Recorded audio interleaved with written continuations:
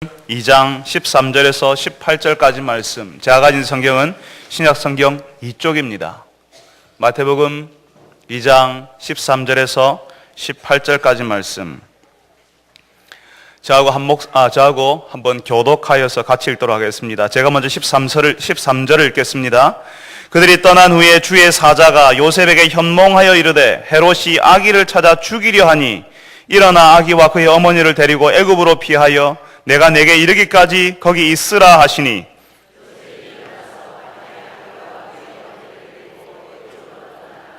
헤롯이 죽기까지 거기 있었으니 이는 주께서 선지자를 통하여 말씀하신 바 애굽으로부터 내 아들을 불렀다 함을 이루려 하심이라.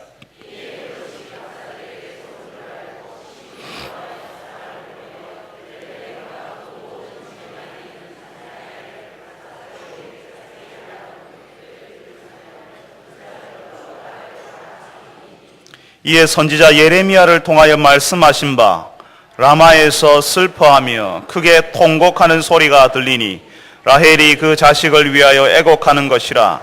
그가 자식이 없으므로 위로받기를 거절하였도다 함이 이루어졌느니라. 아멘. 할렐루야 찬양대에서 하나님께 찬양을 올려드리겠습니다.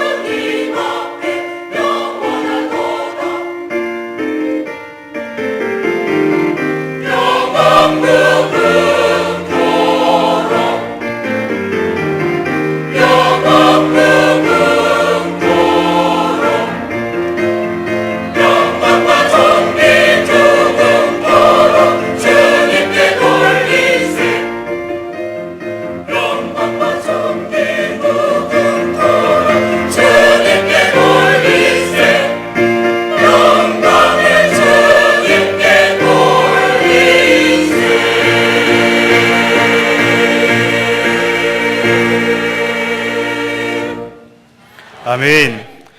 거룩하신 아버지 감사합니다. 주께서 오신 것을 기뻐하며 감사하는 예배에 주님, 저희들의 인생이 하나님께 영광을 돌리는 인생이 되게 하여 주옵소서. 우리가 드리는 찬송처럼 주의 영광을 구하는 인생이 되게 하여 주옵소서.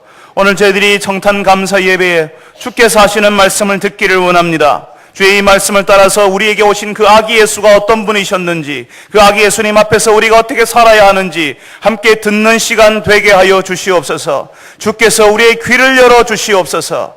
예수님의 이름으로 기도합니다. 아멘. 여러분, 계속 예배 자리에 앉아 계시니까 오늘 아기들의 이야기들이, 소리들이 들리지 않습니까? 저는 저 아이들의 소리가 너무너무 좋습니다. 막 뛰어가는 저 소리. 우리 박경동 목사님 아이는 아니겠죠, 그죠? 막 복도를 뛰어가는 저 소리, 엄마를 찾는 소리, 계단을 내려오는 소리. 민석이었네요. 예, 교회에 어린아이들이 많은 것이 얼마나 감사하고 좋은지 모르겠습니다.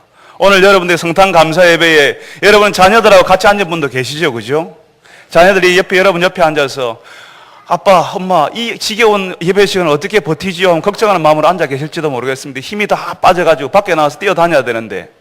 그렇지만 부모인 여러분들이 이 시간에 하나님을 열심히 예배하게 되면 그 아이들이 나중에는 5년 뒤에 10년 뒤에는 여러분처럼 예배하는 예배자가 될 줄로 믿습니다. 더 바라기는 여러분들이 지금 부모와 자녀들이 함께 앉아 계시는데 그 옆에는 여러분의 아이들의 할아버지, 할머니, 아버지와 어머니, 손자, 손녀들이 같이 있는 3대가 같이 예배드리는 그런 복을 받아 누리는 여러분 되셨으면 참 좋겠습니다. 여러분 옆에 있는 자녀들 한번 이렇게 한번 축복했으면 좋겠습니다. 얘들아 사랑한다, 축복한다 하고 머리 한번 쓰다듬어 주세요. 예, 고맙습니다. 감사합니다. 너무 커서 머리를 못 쓰다듬을 것 같으면 등이라도 두들겨 주세요. 아무것도 하지 말고, 안 하고 계시지 말고. 예, 고맙습니다. 교회에 어린아이들이 함께 있는 것이 우리 교회의 복입니다. 하나님께서 우리 교회에 복을 주고 계시는 것입니다. 지난주 토요일 저녁에는 우리 교회 집사님 가정의 아이가 돌을 맞이해서 감사하는 예배를 드렸습니다. 또 지난 월요일에는 한 가정에 하나님께서 새로운 생명을 또 주셨습니다. 하나님께서 부부에게 새로운 생명을 주시는 것은 참으로 경이로운 일이 아닐 수 없습니다. 그냥 그 아이 때문에요. 그 아이가 우리를 위해서 아무것도 한 게 없잖아요. 그렇지만 그 아이 때문에 그냥 기쁘거든요. 감사가 넘칩니다. 물론 원치 않는 아이라고 해서 아이를 귀찮아하고 하나님께서 주신 선물을 그냥 전혀 기뻐하지 않고 오히려 학대하는 부모가 우리 주변에 있기도 합니다만은, 그렇지만 보통은 하나님께서 주신 가정의 선물을 우리가 다 기뻐합니다. 저도 처음 아버지가 되었을 때에, 그리고 집에 둘째가 태어났을 때에 얼마나 감사하고 기뻤는지 모릅니다. 그런데 그 아이를, 그렇게 기뻐했던 그 아이, 하나님께서 우리에게 주셨던 그 선물을 이제 집에 데리고 오면, 또 집에서 이 아이를 키우게 되면 천사와 같은 그 아이와 함께 행복한 날만 남을까요? 우리가 동화책에 보면 그렇잖아요, 그죠? 끝까지 행복하게 잘 살았다로 끝나잖아요. 잘 먹고 잘 살았다고, 끝까지 행복하게 잘 살았다고. 정말 천사와 같은 그 아이를 집에서 키우기 시작하면 정말 행복한 날만 보내게 될까요? 어린아기의 모습은, 잠자고 있는 어린아이의 모습은 진짜 천사와 같습니다. 일부러 좀 깨우고 싶어요. 천사는 천사인데요, 아무것도 못하는 천사지요.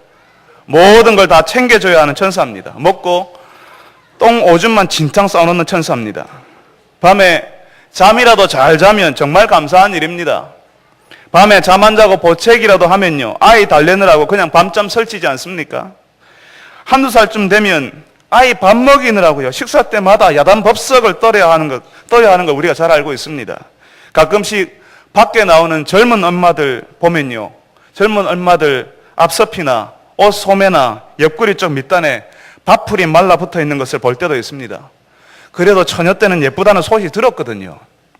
그걸 보면서 자신을 가꾸기도 했을 겁니다. 그렇지만 아이 키우면서 다 무너지잖아요. 그래도 어릴 때는 양반입니다. 그 아이들이 좀 커서 사춘기라도 되어 보십시오. 마치 지 혼자 잘해서 큰 것처럼 부모에게 대들기 일쑤입니다. 아이를 주신 기쁨이 정말 큰데, 감격스러운데, 그 아이를 우리가 품에 품고 있을 때에는 기쁨만큼이나 힘들고 어려운 일이 같이 오는 겁니다. 오늘 우리가 성탄절 감사 예배를 드리고 있습니다. 아마 성탄절 전야였던 어제 저녁에는 대구 시내의 젊은 사람들도 막 북적였을 겁니다. 우리 교회 청년들도, 우리 교회 중고등부 학생들도 별 할 일도 없으면서 시내에 한번 떠다니고 싶었으면, 사람들 사이에 나도 섞여 있었으면 하는 그런 마음 가졌을 것이고, 실제로 그 시내에 그 중에 한 사람으로 막 돌아다니고 있었을 겁니다. 아마 밤늦게 들어온 청년들 있었겠죠, 그죠? 여러분 가정에. 성탄절 저녁이니까 여러분 부모님들이 다 이해해 줬을 겁니다.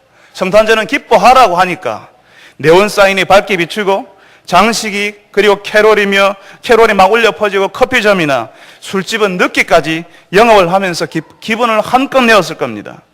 예수님을 믿지 않는 사람들이라도 성탄절은 구주가 오신 날이라고, 기쁜 날이라고 기분을 내는 거죠. 분명 성탄절은 기쁜 날입니다.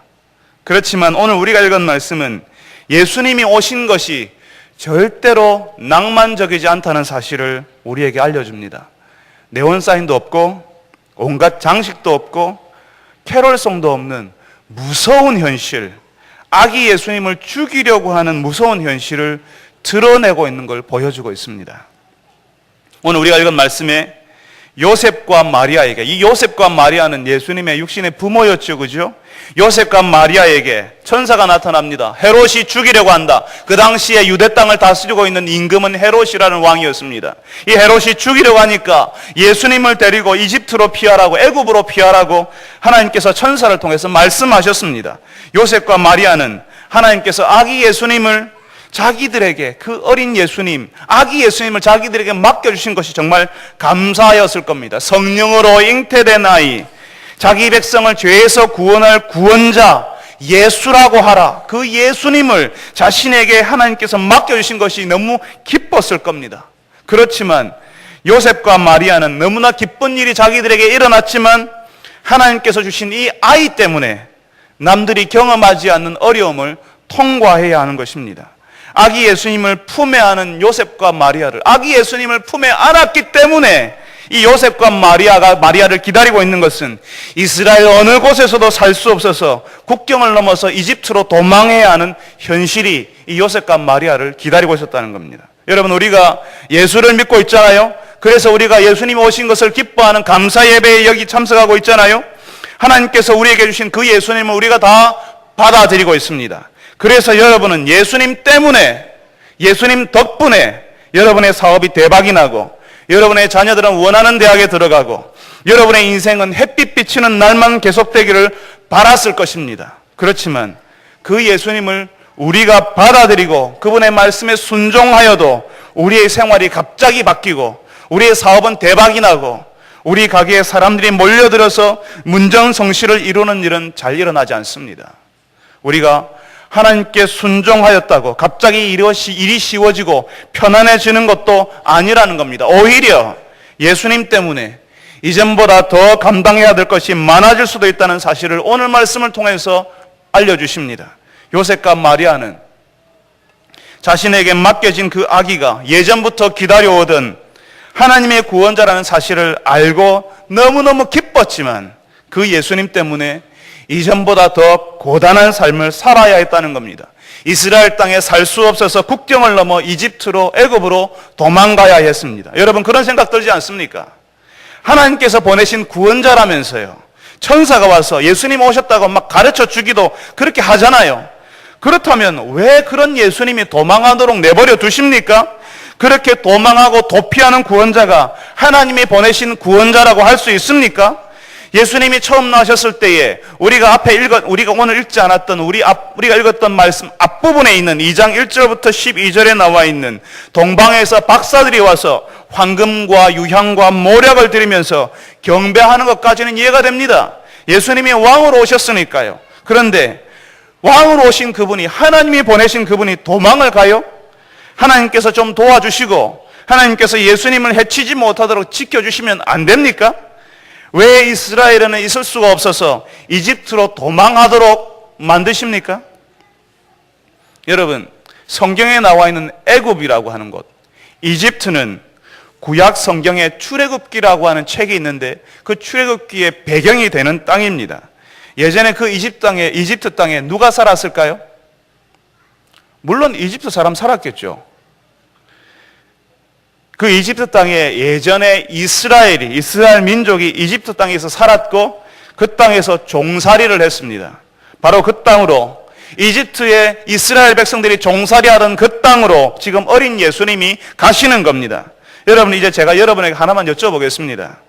헤롯 왕이 지금 어린 예수님을 죽이려고 하니까 이집트 땅으로 어린 예수님 가족이 다 그쪽으로 갑니다. 그 이집트 땅에 가서 예수님과 그 부모님 요셉과 마리아가 거기서 떵떵거리며 살았을까요? 이집트로, 헤롯이 자기를 죽이려고 하니까 이집트로 망명하겠습니다. 이집트의 정치적인 망명을 해서 이집트 정부가 신분 보장을 해주고 안전을 책임져주는 그런 생활을 했을까요? 여러분, 어떨 것 같습니까? 어린 예수님이 요셉과 어머니와 아버지와 함께 거기서 이집트에서 편안하게 그렇게 잘 살았을까요? 여러분, 예수님 가족은 아마 국경을 불법으로 넘은 불법 이민자로 살았을 겁니다. 어디서도 보호받지 못하고 불의한 일을 당해도 누구에게도 호소할 데가 없는 이민자로 살았을 겁니다. 혹시 고향이 아닌 타향에서, 조국이 아닌 다른 나라, 다른 민족에 가서 살아보신 적이 있습니까? 따돌림이 뭔지, 차별이 뭔지, 외로움이 뭔지 정말 뼈저리게 한번 경험하실 수가 있을 겁니다. 그냥 며칠요 다른 나라에 가서 여행해서는 모릅니다. 여행 가면요 모든 게 다 좋아 보이거든요. 좋은 것만 보고 오거든요. 여행 가서는요 그냥 하루하루가 다 즐겁고 괜찮습니다. 그렇지만 여행 가서 다 좋아 보이고 괜찮아 보이는 그것이 아니라 그 나라에 가서 한번 살아보세요. 그 민족 사이에 섞여서 살아봐야지 차별이 뭔지 피부로 느껴볼 수가 있습니다. 불법 이민자들요, 특별히 여러분 미국에 있는 불법 이민자들 멕시코에서 넘어간다고 하지 않습니까? 예전에 한국에서도 많이 갔습니다.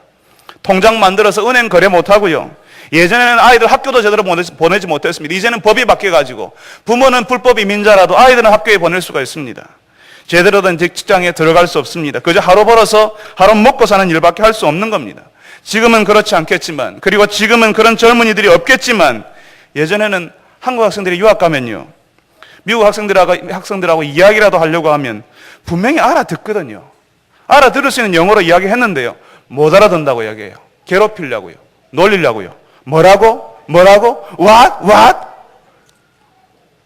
엉터리 영어라서 못 알아듣겠다고요.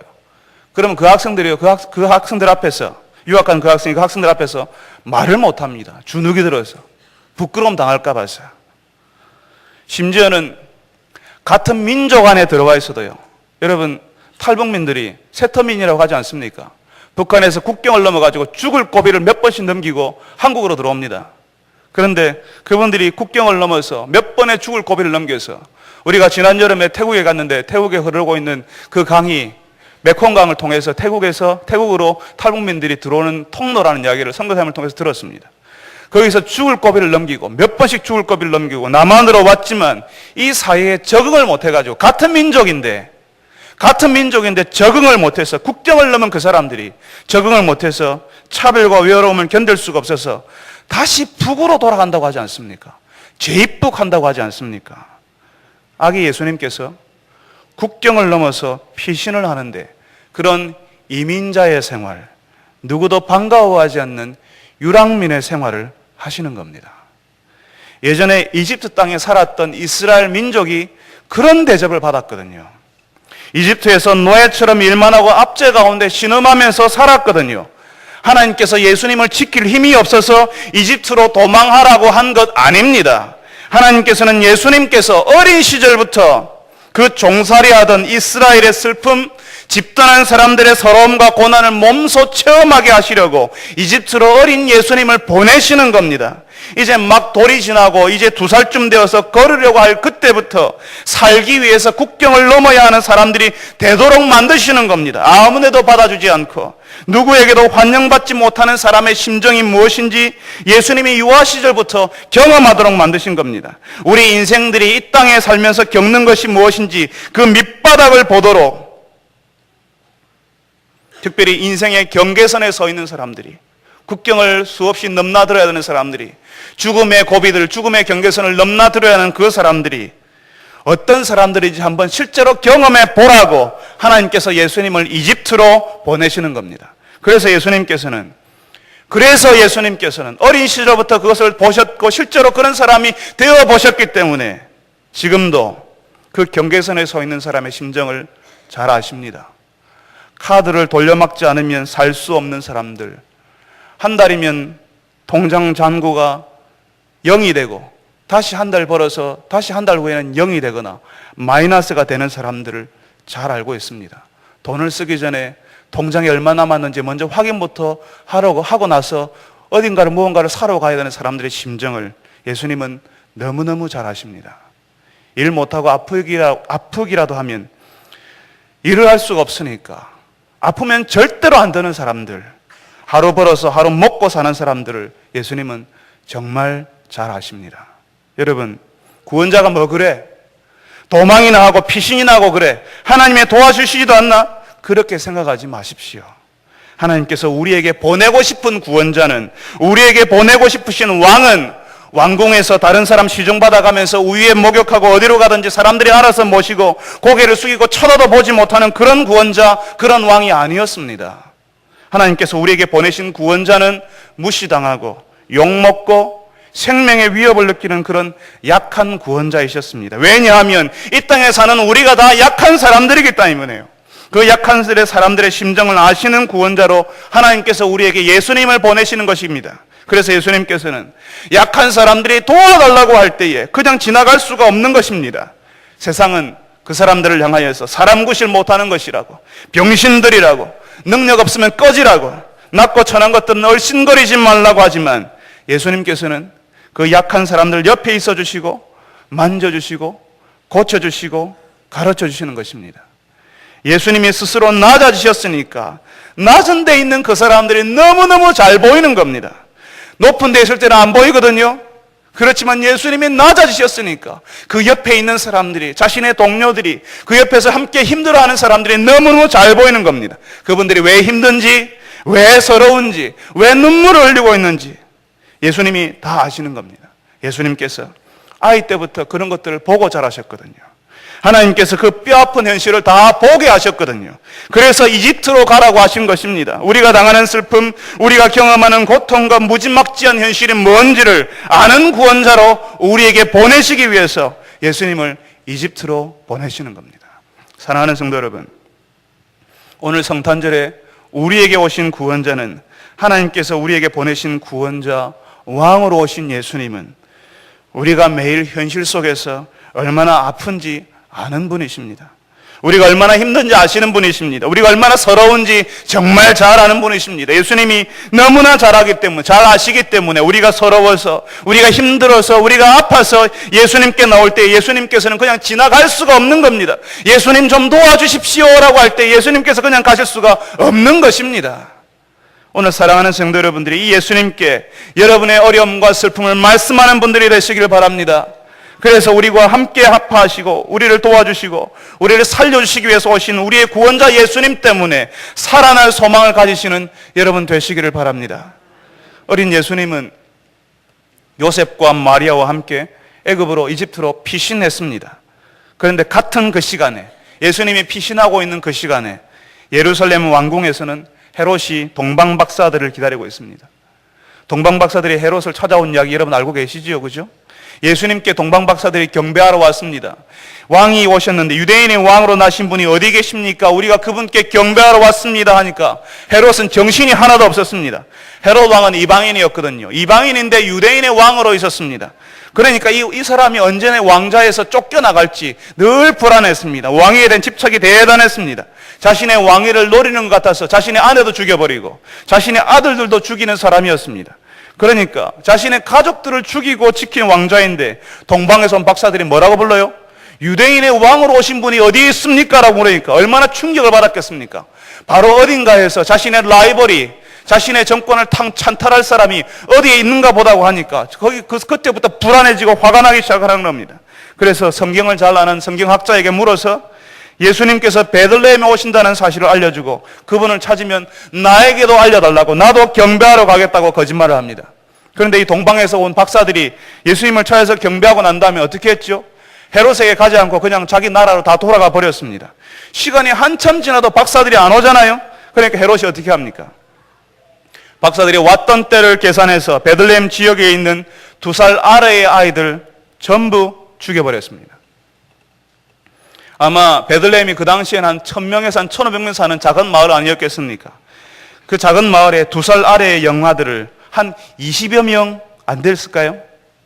집들을 일일이 찾아다니면서 2살 아래의 영아들을 일일이 군사들이 찾아다니면서 일일이 다 죽여버립니다. 여러분, 이 말씀을 듣고 읽으면서 그런 생각 들지 않습니까?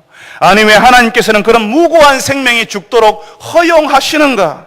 그런 악한 일이, 그런 불의한 일이 무고한 생명을 앗아가는데 왜 가만히 계시는가? 그런 생각 해보지 않으셨습니까? 조금 더 노골적으로 말하면 예수님 때문에 저 죄 없는 아이들이 그런 악한 일을 당한 것이 아닌가라고.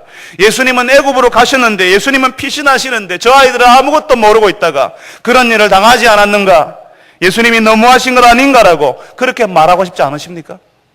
오늘 우리가 읽은 아기 예수님에 대한 말씀은 우리가 알고 있는 구원자에 관한 생각을 무너뜨려 버립니다. 구원자는 이래야 돼. 하나님이 이렇게 해줘야지. 이런 불의한 일이 일어나지 않도록 해야지. 하나님이 의로운 것 아니겠어라고 하는 우리가 생각하는데, 하나님께서는 우리의 기대나 생각과는 달리 아무것도 하시지 않은 것처럼 보입니다. 그리고 예수님은 너무도 무능하시고 무력하신 분처럼 보입니다. 그런데 문제가요, 여기에 있습니다. 우리는 모두 다, 여기 앉아있는 우리 모두가 이런 불의한 일은 일어나지 말아야 된다고. 어떻게? 아무 죄 없는 어린 영아들이 그렇게 학살당할 수 있냐라고. 그런 불의한 일은 일어나지 말아야 한다고. 하나님께서 그런 불의를 말끔히 청소해 버리시고 그런 악인들도 다 벌해 주시기를 우리는 기대합니다. 그런데 문제는요, 바로 여러분이 하나님이 쓸어버려야 할 그 불의와 악 가운데, 하나님이 쓸어버리셔야 할 그 불의와 악 가운데 포함되어 있다는 것입니다. 하나님께서 세상의 악을 쓸어버리시고 불의를 바로 잡아야 하시지만 그 불의 속에 내가 들어가 있고 쓸어버려야 될 악 가운데 내가 있는 겁니다. 정말 입버릇처럼, 우리는 입버릇처럼 말하는 대로 하나님께서 불의를 바로잡고 세상의 악을 쓸어버리시라고 하는데, 그렇게 되면요, 그 안에 나도 포함되어 있어서 내가 갈 데가 없는 겁니다. 사람들은 바로 자신이 악이고 바로 자신이 불의 속에 속해 있다는 사실을 모릅니다. 나는 문제 없는데 이 세상이 문제고 나는 괜찮은데 사람들이 악하다고 말합니다. 하나님이 계시다면 이런 것들 바로 잡으셔야지, 이런 일들이 일어나지 않도록 해야지라고 말한다는 겁니다. 여러분, 하나님께서 불의를 바로 잡아야 하는 사실을 모르실까요? 하나님께서 그런 불의들이 일어나는데 하나님께서는 마음 편안하게 가만히 계실까요? 하나님께서는 그런 어린 영아들이 학살당하는데, 지금도 그 어린 영아들이 학대를 당하는데 하나님께서 그건 모르고 계실까요? 여러분, 왜 하나님께서 그런 건 모른다고 왜 자꾸 하나님께 한 수 가르치려고 합니까? 하나님께서 쓸어버려야 될 악과 불의 속에 저와 여러분이 들어가 있기 때문에 지금 쓸어버릴 수가 없는 겁니다. 우리가 바로 우리 때문에, 우리가 그런 불의와 악 가운데 속해 있기 때문에 하나님께서 기다리고 계신다는 사실을 왜 모르십니까? 여러분, 사람들이 얼마나 악하냐면요, 헤롯이 베들레헴 근방의 영아들을 학살하잖아요.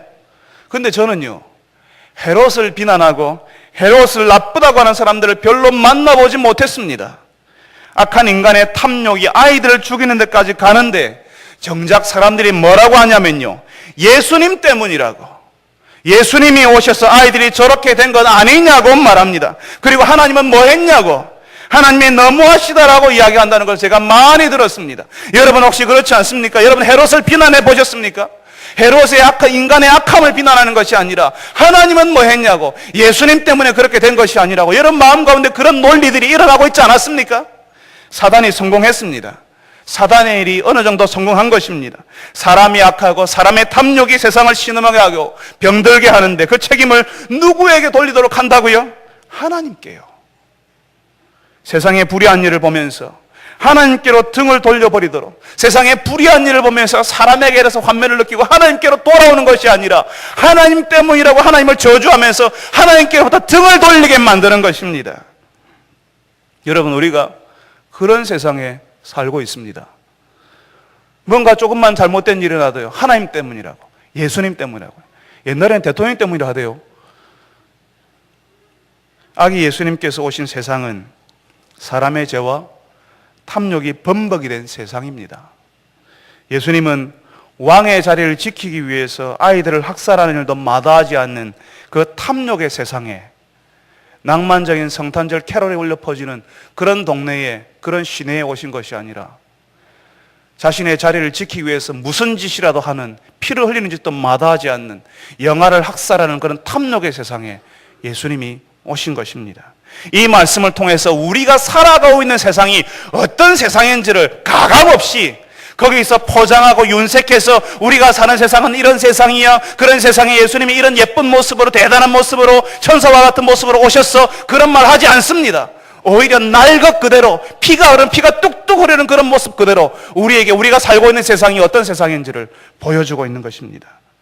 아들을 잃고 슬퍼하는 어머니들이 즐비한 세상, 희왕찬란한 네온 사인이 성탄을 기뻐하는 세상에 오신 것이 아니라 피가 흐르고 칼이 서로 부딪히는 죄악된 세상, 분쟁과 싸움의 세상에 예수님이 그 한복판에 오신 것입니다. 바로 우리가 사는 세상, 우리가 경험하는 그 현실 가운데 예수님이 오신 것입니다. 지금도 예루살렘 근방 시리아에서는 내전이 계속되어서 폭격이 있고 사람들이 지금도 죽어나가고 있습니다. 아들을 잃은 어머니의 울부짖는 세상에 우리가 지금도 살고 있습니다.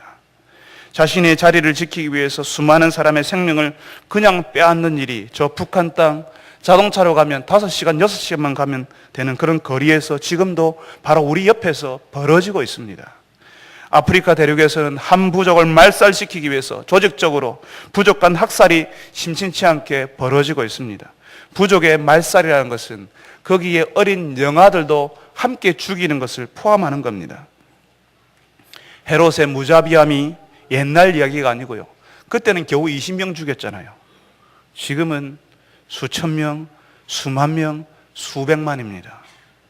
수십 년 전에 우리나라는 전쟁을 경험했고 그보다 조금 더 전에 600만이라는 유대인이 가스실에서 갖은 고문으로 총으로 학살된 것을 우리가 알고 있습니다. 세상은 날로 악해지고 있습니다. 예전에는 겨우 2천이었고요. 많아야 2만이었습니다. 지금은 수백만입니다. 공산진영이었던 구소련과 중국에서도 수백만의 사람들을 숙청하면서 처형해 버렸습니다. 이제는 사람들이 어디까지 갔냐면 스스로를 몇 번이나 파멸시킬 수 있는 핵무기를 지구 곳곳에 심어 놓았습니다. 이제는 인간이 어떤 능력을 가지게 됐냐면 인간이 스스로 종말이 오게 만드는 그런 능력을 가지게 된 시대에 우리가 살고 있습니다. 사랑하는 성도 여러분, 성탄절에 우리가 정말 성탄절에 기뻐해야 하는데요. 성탄절에 기뻐해야 하는 성탄절에 우리가 피할 수 없는 현실이 같이 있다는 사실을 우리가 바라보아야 합니다. 그리고 이 현실을 바라보면서 하나님께 통곡하고 기도해야 하는 것입니다. 하나님이 너무하시다고, 하나님이 어디 계시냐고 원망할 수 있습니다. 사단은 이런 슬픔과 불의의 세상에서 하나님을 원망하라고 부추기고 있습니다. 그런 마음의 논리를 일으키라고, 하나님 때문이 아니라고 하나님을 손가락질하고 우리의 마음을 부추깁니다. 하나님께로부터 등을 돌리라고, 그게 무슨 하나님이냐고, 무능한 하나님, 무력한 하나님을 믿을 필요가 있냐라고. 그렇지만 하나님께서는 이 모든 것을 다 보고 계시고 이미 다 보셨고, 어린 예수님께서 이집트로 들어가셔서 그 땅에서 분쟁이 일어나고 내전이 일어나고 사람들이 죽고 아이를 잃은 어미들이 슬퍼 통곡하는 것을 어릴 때부터 보고 사역 가운데 들어오셨습니다. 예수님 다 알고 계십니다. 그래서 이 모든 헤롯의 후손들의 무자비함을 종식시키기 위해서 예수님이 다시 오실 것입니다. 우리가 사도신경에 우리 같이 고백했지 않습니까? 하나님 보좌 우편에 앉아 계신 그 예수님께서 우리에게 다시 오실 것을 우리가 믿는다고 고백하지 않았습니까? 처음 성탄절에 아기로 오신 예수님께서 우리의 고통, 우리의 슬픔, 떠돌이와 같은 인생의 어려움을 체험하시고 우리의 모습을 들여다보시고 우리를 하나님께로 인도하시기 위해서 오셨지만, 이제 예수님께서 다시 오실 때에는 헤롯과 그의 후손들이 저질러 놓은 무자비한 폭력과 탐욕을 심판하러 오실 것입니다. 예수님께서 다시 오실 때, 그때까지 우리는요, 예수님처럼 아이를 잃고 슬픔에 젖은 어머니들과 함께 울고, 그 어머니들과 함께 울고 함께 있어주는 것입니다. 임마누엘 하신 그 예수님처럼 하나님께서 우리와 함께 계신다라는 그 말씀을 이루기 위해서 예수님이 우리 가운데 들어오셨잖아요. 예수님이 다시 오실 때까지 예수님께서 우리에게 주신 사명은 너희들도 가서 그와 같이 하라. 너희들도 가서 예수님처럼 같이 있어 주라 하는 것입니다. 하나님이 너무하시다고 불평하고 아무것도 하지 않는 것이 아니라 헤롯의 무자비함 때문에 고통당하는 사람들을 도와주고 치료하여 주고 위로하는 일을 우리에게 맡기신 것입니다. 왜냐하면 예수님처럼 사람들과 함께 있어주는 거기에 하나님의 나라가 시작되기 때문에 그렇습니다. 슬픔과 고통을 당한 사람에게 하나님의 나라를 경험하게 만들어주는 것도, 살아계신 하나님을 보게 만드는 것도, 하나님을 모시고 있는, 하나님의 나라를 살고 있는 우리가 그분들과 함께 있을 때에 일어나는 사건이고 역사이기 때문에 그렇습니다. 예수님이 다시 오실 때까지 사람들에게 가는 사명, 이 땅을 고칠 사명을 하나님께서 우리에게 주셨습니다. 여러분, 참 감사한 것은요, 우리가 3년째 연말에 쌀 모으고 있잖아요. 첫 해 시작했을 때에 우리가 상상할 수 없을 만큼 쌀을 모았습니다. 그리고 국경을 넘어서 몇 번의 죽을 고비를 넘겨서 이 땅에 정착하고 있는 탈북민들에게 우리가 그 쌀 갖다 드렸습니다. 또 이 지역에 있는 분들에게 쌀 갖다 드렸습니다. 작년에요, 첫 해보다 더 많이 왔습니다. 쌀들이 더 많이 모여가지고 더 많은 쌀을 보내드렸고, 더 많은 쌀을 가지고 탈북민 교회를 담임하시는 목사님께서 그 쌀 우리가 다 감당 못해서 다른 탈북민 교회에 우리가 보내드렸습니다라는 보고를 받았습니다. 올해는요, 작년보다 더 많은 쌀이 모였답니다. 성도 여러분, 참 감사합니다. 함께 섬기고 나누기를 원하는 성도들이 우리 교회에 많은 것이 얼마나 감사한지 모르겠습니다. 성탄절에 우리가 잊지 말아야 할 것은, 성탄 장식이 화려하고 시내에 정신없이 음악이 흘러나오고 사람들은 바쁘게 지나다니고 얼굴에는 가진 사람의 웃음이 가득할지라도 우리 주변에 여전히 슬픔이 있고 불의한 일을 당해서 고통당하는 사람들이 있다는 것을 우리가 기억해야 합니다. 사랑하는 성도 여러분들이, 성탄절에 우리와 함께 있기 위해서 오신 예수님께서 우리의 약함과 우리 힘든 것을 지나치지 않으신다는 그 사실 때문에 위로를 받으시기 바랍니다. 그래서 여러분들이 예수님께로부터 받았던 그 위로, 예수님이 주셨던 그 은혜를 가지고 여러분 주변 슬픔을 당한 사람들과 함께 있어주는 사람이 되어주시기를 바랍니다. 어려움을 당한 사람 때문에 예수님의 이름으로 하나님께 기도하는 자리에 나아가 주시는 성도 여러분들 되시기를 간절히 바랍니다. 거룩하신 하나님 아버지, 예수님께서 오신 것을 기뻐하는, 예수님이 오신 것이 너무나 감사한 이 성탄 감사 예배에 우리가 다시 한번 기억합니다. 예수님이 오신 것은 피가 뚝뚝 떨어지는, 살점이 끊겨져 나가고 생명이 끊어지는, 칼이 부딪히는 너무너무 불의하고 악한 세상에, 예수님 그 불의하고 악한 세상 가운데 한가운데 오셨다는 사실을 우리가 기억하고, 그 예수님께서 불의와 악함 속에서 고통당하는 우리를 위해서, 우리를 위로하기 위해서, 약한 우리를 지나치지 못하고 우리를 도와주시기 위해서 오셨다는 사실을 우리가 기억하고, 그 예수님 때문에, 그 예수님의 은혜 때문에 우리도 힘들고 어렵고 약하고 눈물 흘리는 사람들에게 가는 성도들, 그런 교회 될 수 있도록 도와주시옵소서. 여전히 슬픔이 끝나지 않았다는 사실을 기억하고, 예수님께서 다시 오실 때까지 헤롯과 그 헤롯의 후손들의 무자비함을 심판하러 우리에게 다시 오실 때까지 힘들어하는 사람과 함께 있어주는 그 일, 우리 교회가, 우리가 잘 감당할 수 있도록 도와주시옵소서. 예수님의 이름으로 기도합니다. 아멘.